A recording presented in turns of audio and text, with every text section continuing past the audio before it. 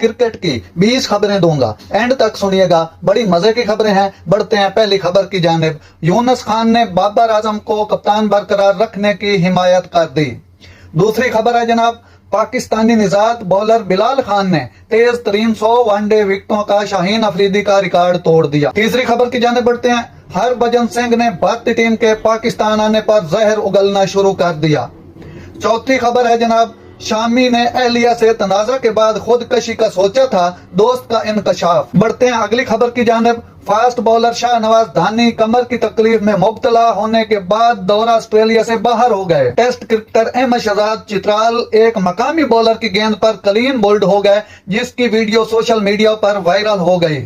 Pakistani cricket team के साबिक कप्तान शोएब मलिक ने चैंपियन ट्रॉफी 2025 के लिए भारतीय क्रिकेट टीम से पाकिस्तान का दौरा करने की पुरजोर दरखास्त कर दी। सियासत को खेलों से दूर रखें।